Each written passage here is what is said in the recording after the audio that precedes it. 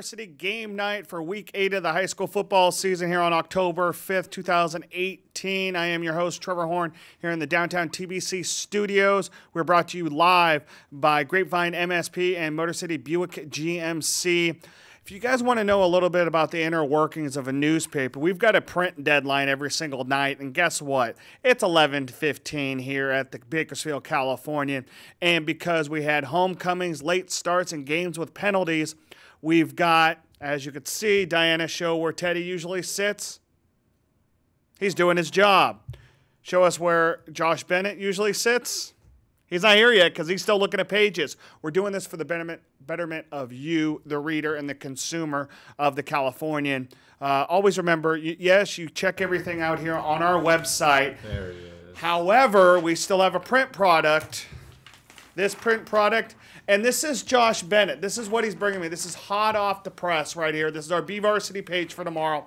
Here's the front page of sports, and we got a ton to go through.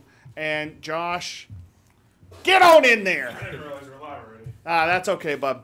So here we are. We are now in the conclusion of the second week of league play for the most part of the Yosemite Leagues in Kern County. The SSL is 4 weeks in now. And we had blowouts like we've had. And then we also had some late game heroics. We actually called a game that would be a close game, and it was a close game for once. Yeah, exactly. So pretty kind of all across the board type of night. I was at a game that was a blowout, that was ugly. There were just too many penalties. It took too long. The JV game took too long. It didn't get started till 8 o'clock.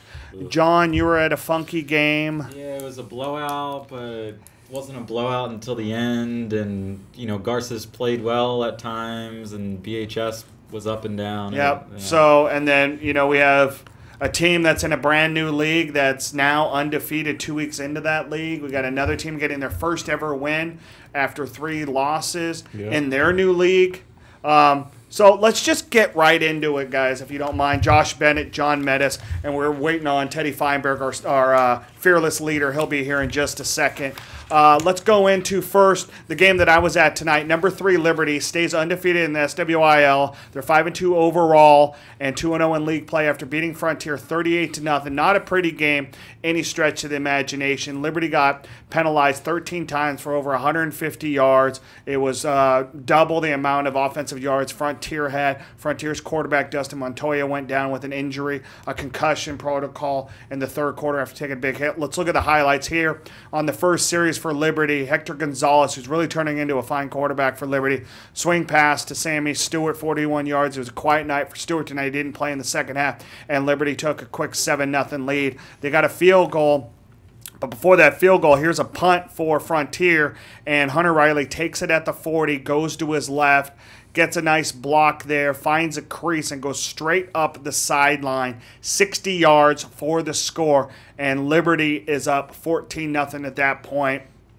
And Braden Blevins would then kick a 30-yard field goal, and it'd be 17-0 Liberty after the first quarter. This is a cool moment. Trent Tracy, 170-pound state champ, gets a banner much like Daniel Viveros over at Liberty got his banner last week at Liberty. So 2 state champs in Kern County getting their due diligence. Here, Hector Gonzalez finds Ramon Henderson on a 20-yard pass play. On the next play, Dustin Holmes with the 1-yard touchdown run, and Liberty is up 24-0 at the half. In the second half, Anthony Villanueva, who filled in just fine for Sam Stewart at running back in the second half, gets his first and only touchdown of the night. That makes it 31-0. And here in the fourth quarter, Frontier with the ball. Ball pops out and right into the waiting hands of Nathan Mariscal, the little brother of Anthony Mariscal, and he scoots down 65 yards for the score. And there you have a 38-0 victory for Liberty as they remain undefeated and will likely stay number 3 in our Central Sector rankings after Central just ran roughshed over Clovis. Yeah, 53-14. And then Buchanan beat Clovis West 35-7. Yep. Get this, guys. Clovis West is 0-7. Never happened before. That's insane. Wow. Never happened before.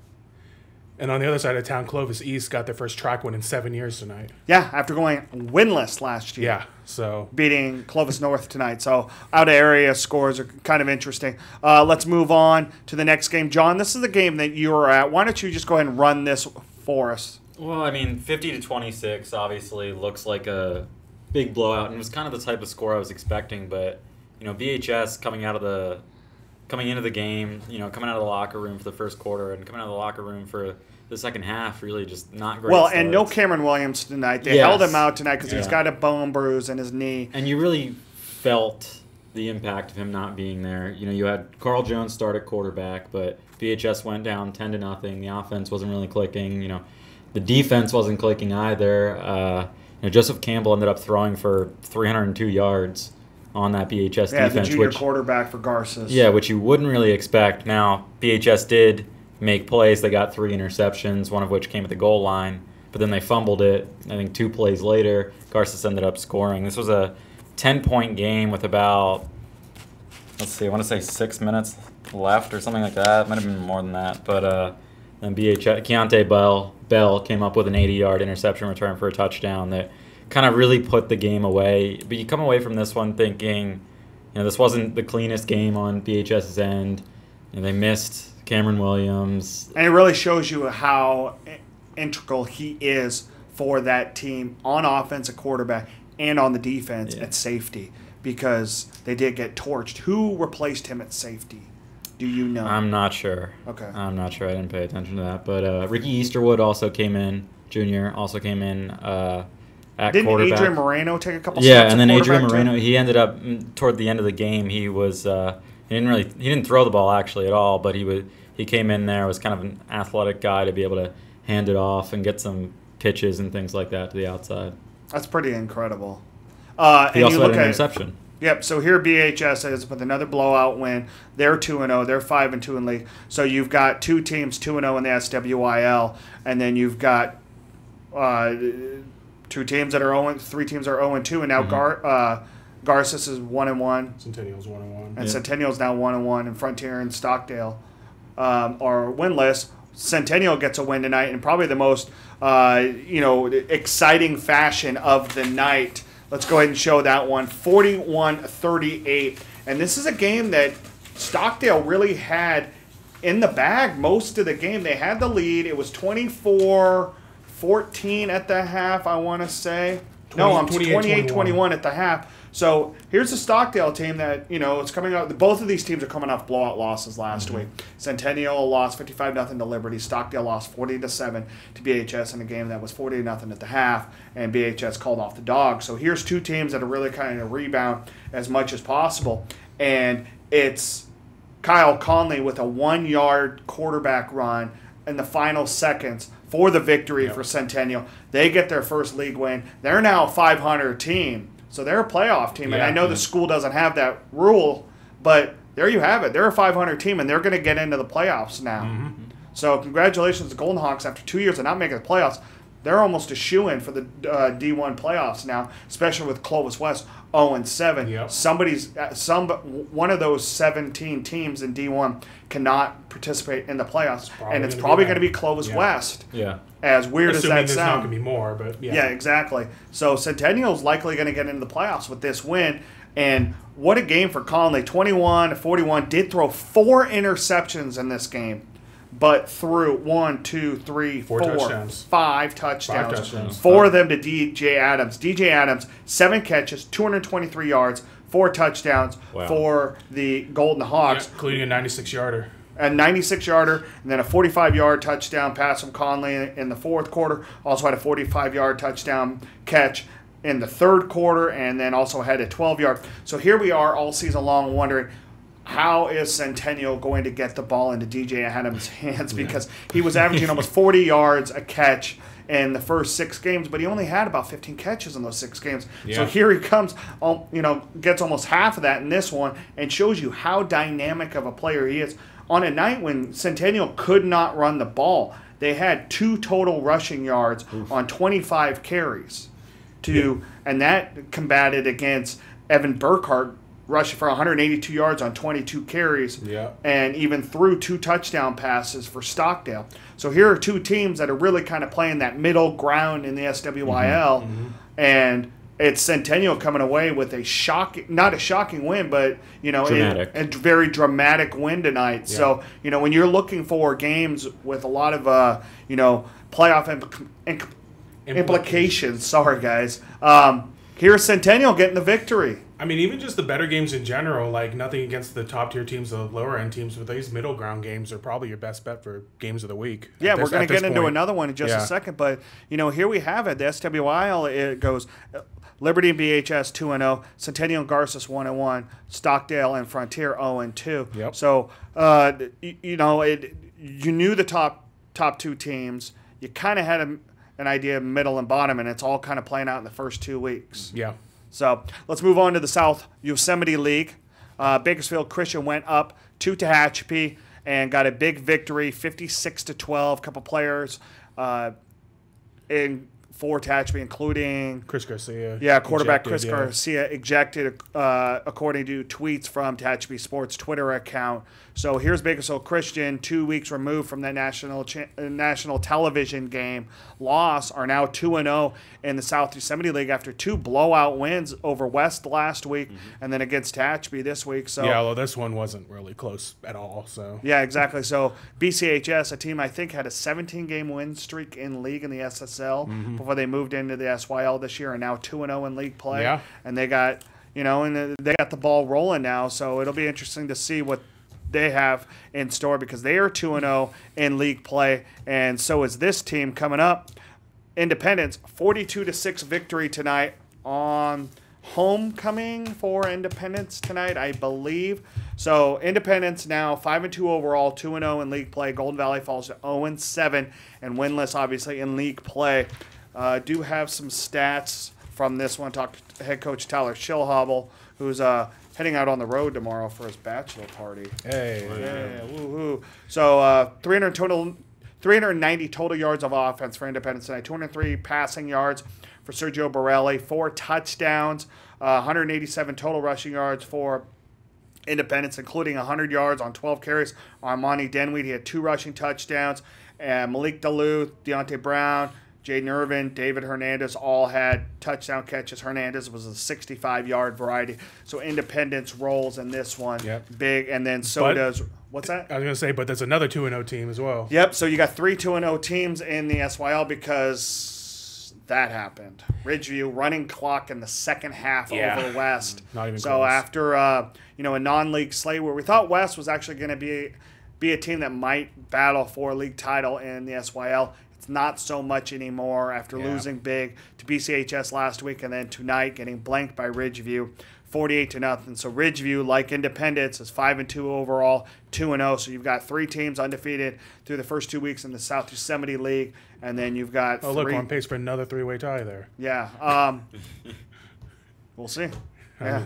You never know. I mean, is one going to beat the other? Is Independence going to be Ridgeview? Is Ridgeview going to be BCHS? Is BCHS? We'll see. But I mean, we're going to see a lot of football, a lot of interesting football in the last 3 weeks in that league. Let's move on to the Southeast Yosemite League. This is a game that our director, Diana Rodriguez, was at. And here is East, a team that started 2-4. Yep. Victorious. Yep, here you go. So this was a home game for South tonight. The Rebels looking to respond, and they get on the board first here on a field goal, and it gives South an early 3-0 lead here. And then East gets on the board. Richard Lara to Michael Rodriguez makes it 7-3. Blades. Sorry, my arm bitched. That happens. And then Joe Jones, 54 yards to the house for the Rebels. And they take a 10-7 lead. Then East responds here. What, your arm never itches, John? Nope. East responds as Brandon Austin gets in. It's 14-10 lead. And the Blades are now 2-0 in the Southeast Yosemite League after they're moving over to the from the SYL last year in a league that they really weren't able to do much on. Yeah, I mean, correct you from earlier, they actually entered league play 1-4. That one win was Oh, I apologize. week 1 against Golden Valley. So Yeah. they're in on a 4-game losing streak. Yeah, so here they are, 2-0 in league play. And, we're looking at this league and going, we thought maybe North was going to be the front runner now. And They East, are now, yeah. and now East is, kind of rearing their head in there because they're 2-0 and so is North. Let's look at the other scores in the SCYL. North, big victory, another second half running clock. So the Stars on homecoming completely annihilate Foothill. Yeah, it was something like 45-0 at the half or something. Yeah, like exactly. That, So a big night for North. We'll get those stats for you guys this weekend. But, here I had that lead in today in today's paper about, another slow start to the season for the Stars. They went 0-3. They had some discourse in the locker room. They had some guys that were out with injury or disciplinary reasons. And now the ball's rolling again with Norman Brown. This is the same thing. The team was 3-3 after six weeks on the season last year. They went on to win 6 consecutive games, went to the D4 semifinals, won 9 games, ties a school record, and here they are again. Now they're on a 4-game win streak and 2-0 in league play. And after what we saw at South and that loss to East and North, we're not going to discredit East because they still have to play the Stars. Of course. But it looks like North is the front runner that has the ball in the court because they've already beaten Highland last week. South looks like they're running out of gas. Yeah, it's interesting to see what's going on with the Rebels because that was a team that when I saw them play against Delano in week 2, I mean, they scored every which way but loose against the Tigers. And but they're a team with only maybe 30 kids on the team, something like that, playing both ways, and it's catching up to them. Numbers game's catching up. And that's Mike Griffith leaving. If you guys missed it, the Condors open play tonight, and Mike Griffith was out there. Condors roll 8-1 in the opener. So, and then obviously the Dodgers won and now take a 2-0 lead in the NLDS cares about that. with a 3-0 win tonight. Is that correct? Over the Braves? Yeah. So, big night for Clayton Kershaw. Just local baseball. Great. Meh? Yeah. All right. All right, Red Sox fan. Hey, they won. Yep. And Speaking in the of winning, third and final game in the EYL, Highland, big victory over Miramonte. Miramonte, not a good start to league play. Highland responds well after that loss to North last week. 60-0 win. And, here we go. Yeah, and it looks like Miramonte was kind of kicked hard off of that cloud they're on a couple weeks ago. Well, you know what? And I don't want to discredit anything. They win the games that they're supposed to win, but they also won against 2 High Desert League games. Yeah, I mean, but still, You probably should win in those ones. So we got a bunch of responses coming in on Facebook. A lot of it is about DJ Adams. Hello, Scott Pavletich. Drive safely back from the Dodger game. It's everybody's high on the DJ Adams train, and they should be. They should be, yeah. Yeah, that junior wide receiver for Centennial might have had the game of the night for anybody in the county. Absolutely. Other than the guy that we're going to talk about right now. Yeah. And that's Alex Aguilar. Never mind. Not yet. Here's one. McFarland, congratulations to the Cougars. Their first South Sequoia League victory, beating Taft tonight at home 13-12. Cougars started the season 4-0, lost 3 consecutive games in league play, and now get a big victory and the 5th win of the season, which is also crucial too in Division 6. And so, that might actually get them into a top 8, maybe get them a home game in the first round with the 5th win. You never know. I mean, if they go 5-5 or 6-4 or 7-3 or something like that, who knows? But here's McFarland, coached by Casey Quinn, a guy that obviously had some great success. 2 years at Chavez, winning 10 wins in a row in 2014, 2015. Takes McFarland to their 5th win of the season, so they get a big first victory in the SSL. So congratulations to McFarland. On the rise, And obviously, it's a tough run. It's a 5-game losing streak now for Taft. Yep. Here's the one that I wanted to talk about.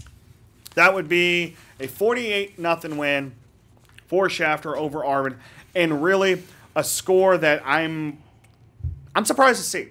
I thought Arvin was going to be able to put up some points on Shafter. Yeah. And here's a Shafter defense that might be the most crucial thing for the Generals in a quest for a Central Section championship. Yeah. I mean, give them credit. They picked off Alex Aguilar once. I mean, I don't know if anyone else could say that, but other than that. North did, picked him off twice. Okay, but other than that, I mean, Arvin's D just wasn't there tonight. Yeah. But Aguilar, 5 touchdown passes, 363 yards in the air, another 70 on the ground and a rushing touchdown. Avila 149 with a score. So I mean, if it's not one way, it's the other way. Well, yeah, and I'm looking at this right now. Arnie Pantoja is averaging over 100 yards on the ground for Arvin, and he only went 49 yards on 10 carries. Yeah. And so they were really kind of stymied there. Didn't really throw the ball all that well either. Only had 95 total passing yards. When Alex Aguilar, 19 to 29, 363 yards, and 5 touchdowns. Another rushing touchdown. Another rushing another touchdown. 6, yeah. So there you go. You add 6 more onto his total, and he is well on a way, along with Trent Tompkins up at Central, breaking that Central section record for touchdowns by a quarterback. And Shafter now goes into a bye week. Yeah. And gets Kennedy at home on October 19th. Kennedy's a big favorite next week. And you're going to have 2 teams 8-0 playing for the SSL championship, and probably, other than maybe Carruthers, playing for the number 1 seed in D5. Yeah, and I mean, Arvin's obviously having a good season. They've had some good wins, but that just kind of shows how better Shafter is than probably the rest of the teams in the SSL at this point. Looking back I'm really interested to see what they're going to do against Kennedy, because I still think that Kennedy is going to give them a game. Yeah, I mean, it should be closer, but I mean, Kennedy struggled against Wasco. It's not like they rolled over all their opponents this year, whereas Shafter, yes, and Shafter has not seen Wasco. That's obviously always the regular season finale. But I mean, I'm just saying Kennedy's had that one game that they've struggled to win, where Shafter's just breezed through their entire schedule so far. Yeah, for sure. And I got to think Shafter's got to be the favorite in that one now, in my opinion. I'm just gonna say I picked Shafter for that one like 6 weeks ago. Dejan Jernigan, Sam Stewart did not get hurt. He's got an injury of sort, and so what Liberty did, according to their coaches that were up in the box with me, is that they just held him out in the second half for precautionary reasons when the game was 24-0. And Frontier really had nothing going on. So Sammy Stewart is not hurt. They're just resting him for precautionary reasons, knowing that the big games are still to come. Yeah, in a game like that, there's no reason. Yep. And Scott Pavlitich, don't talk about the A's right now. That's just rude. Everybody knows I'm an A's fan. I'm really upset. So anyway, moving on in the SSL, one other game. Wasco victorious 21-7 over Chavez. Much closer game than I figured it would be, but this is always a nice little rivalry going on. Yeah. So here's Wasco, 5-2 overall, 2-1 in league play. And, they're going to fight for that third place finish in league play, depending on what they can do against Shafter. Yeah, they definitely want to play spoiler there. Yeah, exactly. They might play spoiler. They almost played spoiler last week. They might play spoiler on October 26th, so we'll see. So, right now you've got 2 teams still undefeated in the SSL, and that would be Shafter and Kennedy. Mm-hmm. And then you've got Wasco at 2-1. I mean, they're still in play here. They are. Yeah. Very much so, because if Kennedy's able to beat Shafter and then Wasco's able to beat Shafter, Wasco could share for the league title. It's not over yet. No. And that's what makes this exciting, because you don't know what's going to happen. So especially in those rivalry games like that. Oh, yeah. I mean, like I said, I talked to him at the beginning of the year. The first thing out of Chad Martinez's mouth was beat Shafter. Yeah. And that's what they want to do. And Wasco is not out of the running to do that. So even though Shafter is 370, 418 to 40, outscoring opponent, I mean, that's just ridiculous. Yeah, it's cruel and unusual punishment. It really is. And it's not like they're not playing good teams. They beat Highland. Yep. They beat North. Yep. So they're playing quality teams in non-league, but they're beating the snot out of them. Yeah. Yep. Yeah. All right, let's move on. I believe we have the EYL coming up. Yep, and kind of what we figured. The top half of the East Yosemite League is just too strong, especially after Tulare Western beat Porterville in a battle of undefeateds. What was that score? 50-26 Western. You got Tulare Union beating Delano. 2 weeks in a row, Delano has been blanked in blowout games to the top 2 teams in that league. Also, 2 teams that are ranked 5th and 6th in our BVarsity rankings. So Tulare Union continues their win streak in section play with the big victory over Delano. Delano falls to 3-4 overall and 0-2, as you can read right there. Yeah, I mean, tough league for Delano. I mean, nothing you can really do. And, for East Yosemite League fans, another Union Western showdown is going to happen. Yep. Two teams that are probably going to be 9-0 going into that game in Yeah. the final week of this regular season. Moving on, we got some High Desert League scores. Bishop here with a victory over Kern Valley, 24-9. Bishop's first league win. They are now 5-2 overall, 1-0 in league play. Kern Valley falls to 1-7 and 0-2 in league play. Much needed bye coming for the Bronx. Also in the High Desert League, Cal City, big victory. Yeah. Did not expect this. You did. I didn't. I didn't expect it to be 54-7. Yep. So the Ravens, big victory tonight. They're now 4-3 overall and undefeated in league play, 2-0. More importantly, as Boron top falls seed. to 2-6 Yeah. and 1-1 overall. And I believe we've got a couple 8-man games as well. I think we have a score from one of them. Is that right, Diana? Yeah. Let's show that one. Oh, we do have a Southern Section game. Burroughs now 0-7. Falling to Oaks Hills out of Hesperia, 57-10. So the tough season continues for the Burroughs. And finally, in 8-man ball, Fraser Mountain blanked by Fresno Christian, 51-0. Fresno Christian now 5-1 overall, 3-1 in league play. And yes, Mark Thompson, if you would have caught the show at the beginning, you would have saw that we did talk extensively about that Centennial win. Great win for the Golden Hawks over Stockdale tonight. So Fraser Mountain falls, and they are now 0-2 in league play. So, whoa, what a night! Better than last week. Yeah, I think so. Yeah, I Yeah. would. I would agree with that. You know, I think we Garces put up a game tonight against BHS, Yeah. which they needed. Yeah. They need a little life there. They had some big plays. Yeah, and I think the Drillers really kind of if we didn't already know how crucial Cameron Williams is to that team, I think we figured that out tonight. Mm-hmm. Without him at quarterback, without him at the safety position, you really saw the void that is left when he's not playing. And then Liberty, dude, that game was ugly, man. And I don't know if it was the officiating or if it was, the two teams were just kind of, jawing at each other back and forth. Because there is Liberty kids that live in the Frontier District. Mm-hmm. There are Frontier kids that live in the Liberty District. They know each other. They battle against each other. And maybe it just got a little chippy at times. There was a little melee in the first quarter right at the line of scrimmage that I thought that it was going to result in some ejections, but they did not inject anybody. I would hope they didn't inject anyone. Yeah. Eject. Eject, fool. So, Hector Gonzalez is really kind of rounding into a decent quarterback. Yeah. He's starting to connect on some passes. He had a 64-yard touchdown pass. It was called back on a hold on a perfect pass to Hector, to Ramon Henderson. That just, the only knock on Hector Gonzalez early in the season was that he was not connecting on the long passes. He was overthrowing guys, and he did not do that tonight. Yeah. He was connecting on, but penalties, drop balls, whatever it was. But that's the thing. It's week 8. You would think that would be cleaned up more by now. Yeah, you would, but it's I don't know, nothing a rivalry game of sorts, if you will. Yeah, but nothing against Frontier, but that'll slide there. But when you're in playoffs playing, Central Buchanan or even some of these other teams, that'll cost you. Yeah, well, so will turning the ball over for BHS. Yeah, exactly. Yeah, I mean that was gonna be my takeaway. But for both these teams, it's week 8. You need to clean it up because this isn't gonna slide the playoffs. We thought maybe after last week that BHS had cleaned it up. But You will lose games in the playoffs if you keep playing like this. Well, and with BHS there was penalties too. Like there was one drive in the fourth quarter where they were trying to answer a Garces score, and they had 5 straight penalties to end a drive. I think they had 3 straight false starts, holding. I was like, oh. That's the same thing happened between Liberty and Frontier tonight.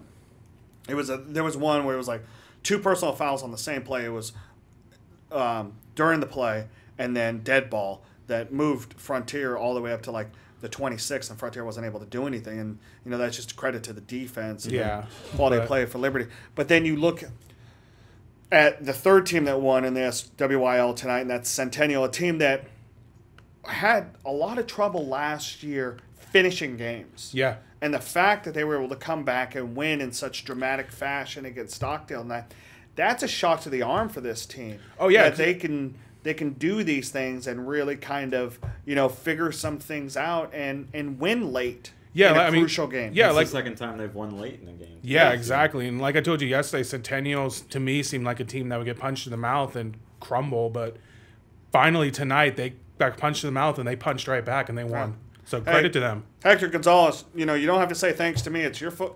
It's the way that you're playing football that is a credit to how Liberty is playing now, because really that's the thing about Liberty, and that's what I wrote about in the game story, is that yes, you can be strong at the line of scrimmage, you can run the ball all you want, but if you don't keep defenses honest, especially in the playoffs, late in Division I, you don't win football games late, and you have to keep them honest. You have to have a deep threat. You have to be able to throw the ball so the defenses aren't putting 8 in the box. And if Hector Gonzalez and his wide receivers and Connor Matzke and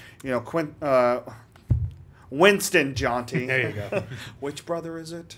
Yeah. And then obviously Ramon Henderson, who's a dude that, we all know he has speed. He ran a 10.700 in track. If they can do that. Yeah, the game those one-on-one matchups downfield. Yeah. I mean, take them. And it doesn't sound like Cam Williams, this injury is going to linger much longer. He's expected to play next week. Yeah. So you got to expect that BHS and Liberty are likely going to be favorites to both be 4-0 in the October 26th regular season finale. Well, I'm kind of nervous about that game now. We might see 30 penalties in that game. Yeah, who knows? There might be a lot of John. Yeah. How did our prediction of Shafter Arvin pan out? Shafter won. Shafter won.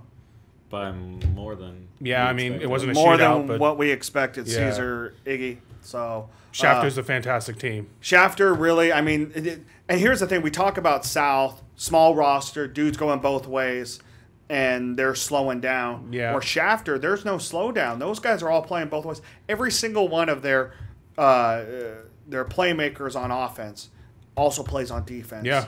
Including Alex Aguilar, Pedro Avila, Jackson Sanchez, Isaac Enriquez. All those dudes play both ways, and they're doing it not only on the offensive end, they're shutting teams out week in and week out. Yeah. Shafter's a very impressive team. Well conditioned. Yeah, and when you're talking about playing in D5, you don't have to worry about the private schools like the Mater Days and the and the De La Salles and the not at all. The St. John Boscos. You're playing other small school, one town, one schools. Yeah. And when you have a senior laden group like Shafter has, this is a team that has something special rolling. And we saw it last year in Highland. We're like, holy cow, they're still undefeated. They're still undefeated. They're still undefeated. Maybe Shafter keeps this thing rolling. We don't know, but we'll find out in 2 weeks when they play Kennedy at home. They're going to get some well-deserved rest next week. So. Yeah, very much so. Be really interesting to see them play. East, a team in the SCYL that's really surprised me in the last 2 weeks. Yeah, very rough non-league schedule. Here they are 2-0. I mean, well, they had a 13-10, 13-12 loss to Chavez. Something like that. Earlier in the year, yeah. that Chavez broke a 14-game losing streak. Yeah. I mean, that's incredible to me that what they've been able to do. But Richard Lara is a great quarterback. Absolutely, yeah. And he played lights out tonight for East. So, but is this more of an upward trend of East or a downward trend of South? That's the $1 million question, John Metis. It's a very good question. Yep. So there you have it. Great league play tonight. Exciting games. Obviously, East beating South. Yeah. Centennial on that, Kyle Conley 1-yard touchdown to beat Stockdale in the last second. That's incredible. Other than that, some more duds, if you will. The play is going to even out a little bit more as the season goes on. Yeah, you're going to start getting Independence playing BCHS or Ridgeview playing Independence. Right. You're going to get Liberty and BHS playing on. You're going to get, Shafter, Kennedy here in a couple weeks. North is going to play East, and we're going to figure these things out. And it's going to get really interesting as we go down because, guys, we've only got 3 weeks left in the regular season. Yeah. And I wore a long sleeve tonight because it was chewy. So did I. It was a little chewy tonight. So, I think we're done. What do you think? That works. You got anything else, John? No, I'm good. Josh? No. Okay. Go Red Sox. Oh, God, we can't end it on that. Say something else. We will have tomorrow cross country up at the Clovis Invitational. Huge, like 4,000 cross country runners from the West Coast convening at Woodward Park, and we've got a championship race. And the girls and boys. Girls go off at 8:55. McFarland girls are in that in the championship race, and at 9:30 the boys championship race. Ridgeview, number 3 seeded team by Prep Cal Track. in Division III in the state. They're in that championship race, so it'll be fun to see how the Wolfpack do. And then Marcus Moda, the senior out of Stockdale, has been running as the top cross-country runner in Central Section. Gets another big test. He's only ran twice, ran really well at Woodbridge, ran really well at Stanford last week. Gets another shot tomorrow morning at 9:30. We'll recap that Monday when I get back into the office. So we got some cross-country. So that's how we're going to leave him. So week 8 of the high school football season is over. For Diana Rodriguez, our director, for Teddy Feinberg doing his fine job being sports editor, John Mettis, Josh Bennett, I'm Trevor Horn. Go to bed. Bye-bye.